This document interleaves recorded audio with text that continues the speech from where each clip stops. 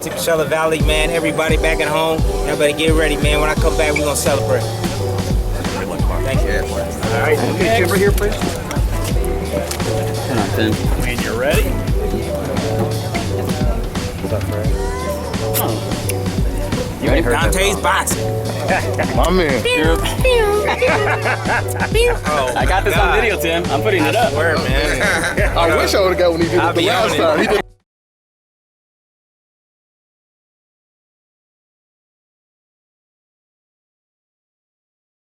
Dante's Boxing Nation, what's going on, guys?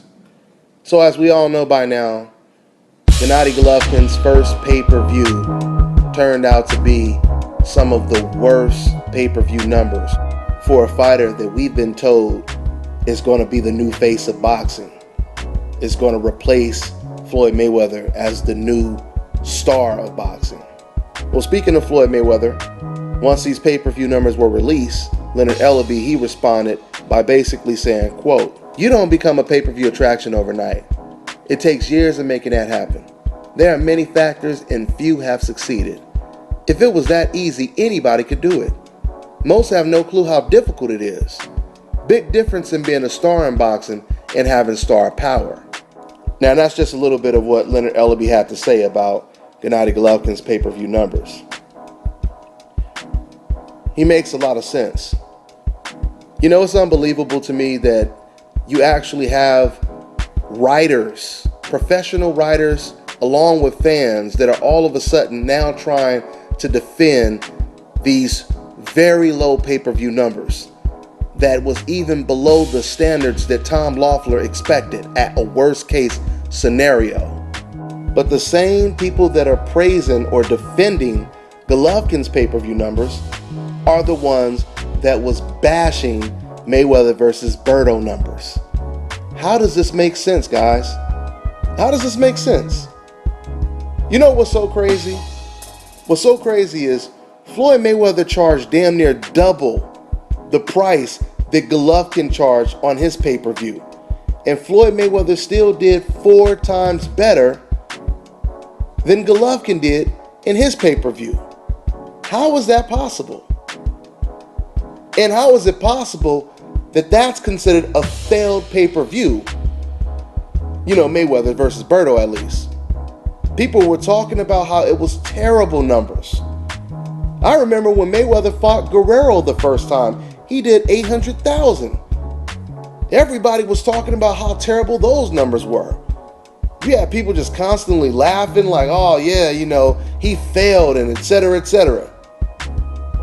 But now you have media outlets trying to convince us that 150,000 buyers is a success, is shy of expectations? Really? I mean, if 150,000 is a good number, boy, I would hate to see a bad number. I mean, what is a bad number? You guys can't have it both ways. You can't. You can't sit over here and discredit Floyd Mayweather numbers and then turn around and praise this guy's numbers. You know, guys, this is the power of social media today. I mean, even I've been affected because you start to hear so many people talk about Golovkin this, Golovkin that. He's the new face of boxing. Without Golovkin, the sport would be dead, and etc., right? You seeing all of this praise from fans on these social media sites. So you start to buy the hype a little bit. Even myself, even I started to believe maybe Golovkin is a little bit bigger than I thought, right? I mean, because I was expecting Golovkin to at least do 300,000 pay-per-views, right? You hearing all of the rah-rah, Golovkin is this and Golovkin is that. It was starting to wear on me just a little bit. Matter of fact, I remember when I was actually watching this fight at a friend's house, this one guy, he said to me, he said, you know, this is the best pay-per-view, or at least the second best pay-per-view fight of the year. And I told him, I said, well, I don't know about that because I don't think this deserved to be on pay-per-view. I think this should have been just on HBO, right? And then that's when I turned and I asked him the question. I said, what do you think the pay-per-view numbers are going to be for this fight? And he was like, probably like 600,000. And then it was funny because he was like, they're not going to be a lot. I mean, it'll probably be like 600,000. I told him, I said, 600,000? If this fight does 600,000 pay-per-views, that would be a huge success.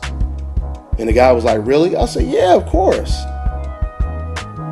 But I told him that I thought this would probably do around 300 or 400 at the max, right? The point that I'm making, guys, is nobody. And when I say nobody, nobody expected Golovkin to not even do 200,000 pay-per-views. Nobody. You can go and ask any of the biggest loyal Golovkin supporters. If you would have asked them before this fight, they would have said, "Oh, it'll do about 500,000. It'll do like 400 to 500,000. 3 at the least." This is what anyone would have said. We even heard Golovkin's own promoter say, I'd be happy just to get 200,000. And he was looking at the worst case scenario. The numbers were lower than that. I think a lot of fans, and even Golovkin's promoter, all of them, I think they were under the impression that if Floyd Mayweather can be hated the way he is, and he could be the face of boxing, he could be the pay-per-view king, etc., etc.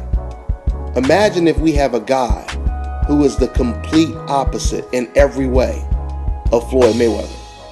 And he's a white guy. Imagine how big he can be. I think they looked at it just like that. They automatically assumed he probably won't have to work as hard as Floyd. He's already loved. But what they're finding out now is love without accomplishments equals very low pay-per-view numbers. If boxing was more like the music industry, then Golovkin would be the next face of boxing already. He would already be this big star, getting all these views and etc., etc. Because see, in the music industry, like if you watch American Idol, you can have a person who can't sing worth a damn, and then that person may get more votes than the best singer in the competition. Because maybe the singer who can't sing ain't on a coincidental list, right? Matter of fact, I'll give you a better example. You guys remember the R&B group New Edition?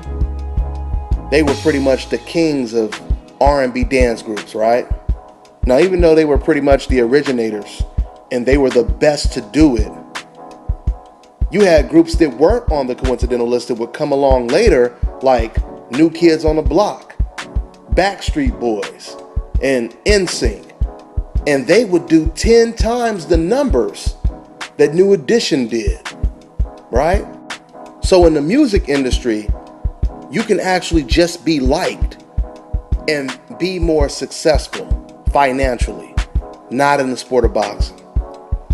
In the sport of boxing, you have to prove yourself more than just be liked and loved by fans. That's all I got, guys. I'm on to the next one. Hi, you're watching Dante's Boxing Nation. Woo!